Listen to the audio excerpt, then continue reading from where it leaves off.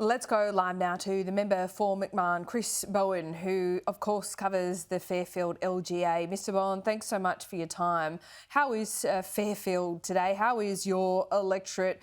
We are hearing that numbers are not going to be great today, again around 100. Do you feel like we're going backwards? Well, we're a tough community, Laura, but it's tough times. It's tough times with COVID. There's a lot of concern in the community about the amount of COVID around, obviously, particularly families worried about our elderly, but, about all of us, and tough times economically. This is a very harsh lockdown in southwestern Sydney. This is the harshest lockdown that Australia has faced. A lot of workers are not allowed to leave the Fairfield local government area for work, same for Canterbury, Bankstown and Liverpool. So that's a big swathe of southwest Sydney, which is under very, very strict rules, and it's having a big economic impact for reasons we understand, but we also have to recognise it's having a big social and economic impact. Last time we spoke to you, there were huge testing queues. It was a huge inconvenience to people, but now the Premier has seen a change. So we're now seeing in Fairfield that you're only allowed to leave for absolutely essential work. Can you tell anecdotally that this is having an impact? Is it much quieter where you are? Yeah, look, you can walk down the main street of Fairfield and you could not meet anyone. That's how well my community has responded. They've followed the instructions, they've followed the directions, they've followed the requests.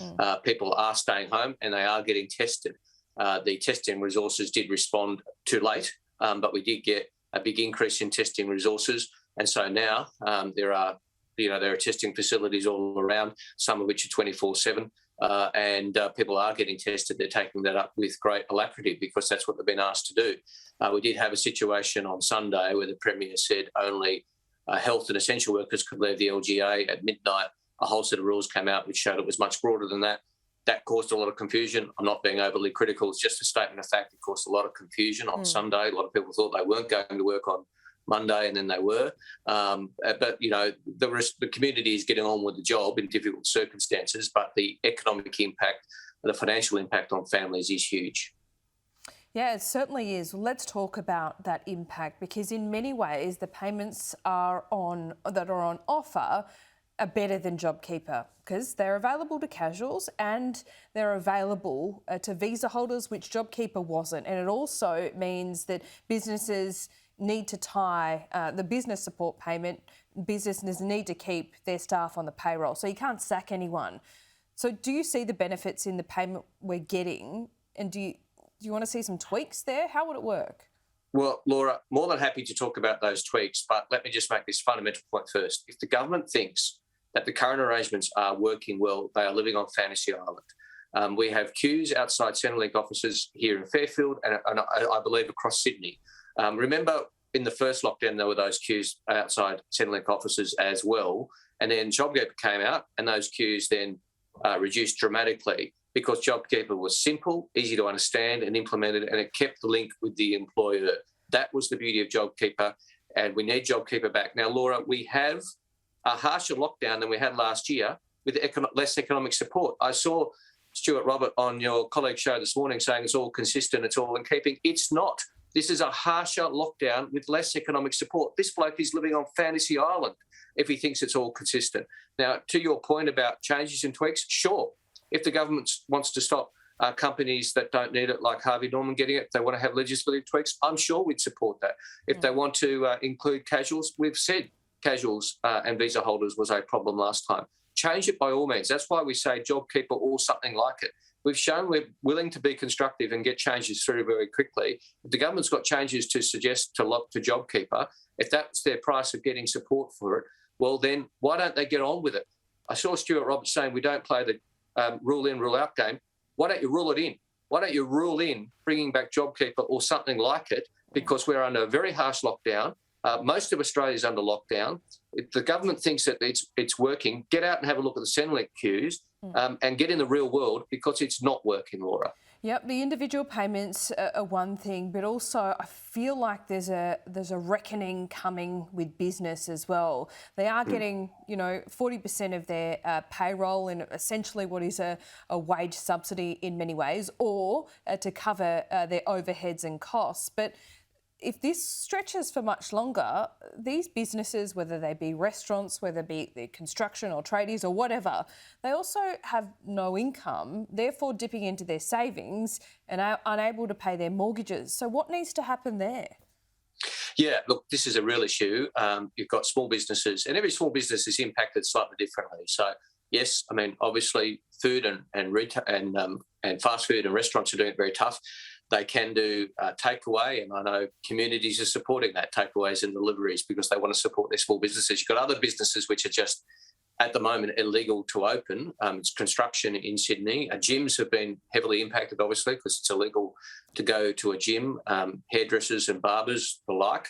You can probably tell, there's a few of us who need a haircut, but it's illegal to get one. Those small businesses are doing it particularly tough. And in my experience, Laura, some landlords, probably the majority of landlords, are doing the right thing, but there's too many who aren't, and that's putting huge pressure on small businesses. So again, I recognise there's support out there. I put a video up on my Facebook pointing my small businesses, local small businesses in my community, to the New South Wales government support yesterday, telling them how to apply, for example. So there is some support there. But again, let's be agile. Let's be agile with better support for small businesses who are doing it tough. Construction was shut at very short notice. Other businesses have been shut for longer, like hairdressers and barbers and gyms, and they need support as well. What do you want to see the plan to be here? I mean, is it realistic, as you sit in Fairfield, across Sydney, people are watching this and looking at these case numbers every day and thinking, are we going to be like this for the next 8 weeks, maybe until Christmas? What's your read of it? Well, look, we do know that, Victoria has shown last year that it can turn around. It's hard yards, it takes a long time, it can be turned around. I remember when Dan Andrews came out and said we need to get it below 5 cases a day, and people said that was impossible. The Victorian government, and particularly the people of Victoria, did that. So it can be done.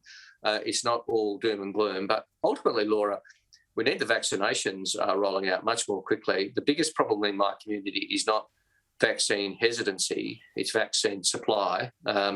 Vaccine hesitancy would be a bigger issue if we had more vaccine supply. But the people coming up to me to the degree that they can when we're out and about or contacting my office via email and Facebook and what have you, aren't saying, I don't want to get the vaccine so much. They're saying, I'd love to get the vaccine, but I can't. So that is the key to the future, is to actually get Australia up to a much more international best practice standard. We're last in the world at the moment, in the developed world, and that's pretty ordinary when it comes to lockdowns. Now, the Prime Minister had a 4-phase plan, which I thought was pretty heavy on spin and announcement at the time. Let's talk about that plan. Let's quickly talk about that plan, because it was a national cabinet decision. So it wasn't just the PM, it was the Premier. Yeah, but he drove it, Laura. Sure, but someone's got to drive it. Someone's got to bring all these premiers together, because they are making the decisions to lock down. One of the agreements was, okay, we halved the cap of Australians coming home. The other one was no unnecessary lockdowns. That was 2.5 weeks ago. Now we have South Australia going into a full lockdown, banning construction on a cluster of 5 cases. Yeah, but let's keep this also in perspective, Laura. Why are we here? Where did this start? One case, one limo driver in New South Wales. So one case has started this mess. And forgive me for saying, Laura, that my community is suffering pretty badly here, because the government, New South Wales government, didn't want to lock down Bondi at that time. Now, again, I don't make that as a partisan point, but it's a simple point that if you move quickly, you can stop these situations. This original breach wasn't in Fairfield. It somehow got to Fairfield. It somehow got into my local government area, and now we're paying a huge price. So I can understand premiers wanting to move quickly, because if you move quickly, you might avoid the sort of situation we're in southwest Sydney right now, because through no fault of anybody in my community, there was a quarantine breach through a limousine driver, and there was a decision taken not to move quickly in Bondi a few weeks ago. And now you can walk down the main street of Fairfield and you run into people who aren't in work, the shops are shut, and that's all as a result of that. So this 4-point plan was always spin. It was always going to be the case that premiers were going to do what they needed to do. And I think premiers are seeing what's happened in New South Wales and know that perhaps they need to move quickly so that they can avoid some of their communities going through what my community is going through as we speak. Well, Mr. Bowen, I think communities right across Sydney, Greater Sydney, are seeing very similar things. Fairfield does feel like ground zero, absolutely. But don't you think it's pretty soul-destroying to see state premiers give potshots to one another and also divide communities? I mean, where are we at the end of all of this? We've got people dobbing each other in and communities pitted against each other. Yeah, well, look, I mean, on those 2 points, first-term premiers taking pot shots. I mean, that's something that, I've always tried to avoid, and the Labor Party's tried to avoid, certainly at the federal level, because it was always the case that premiers were doing their best. I never thought there was a gold standard in Australia. I never thought there was a gold standard. Premiers were dealing with different situations, and Laura, there wasn't a gold standard, and there isn't a gold standard today.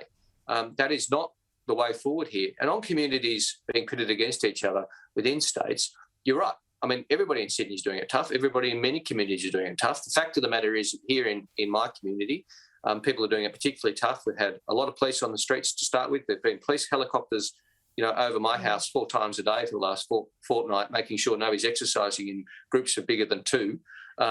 It's been very, very full on here in my community. And so we all have to be in it together and mean it. And that means the rules have to be applied across the board equally.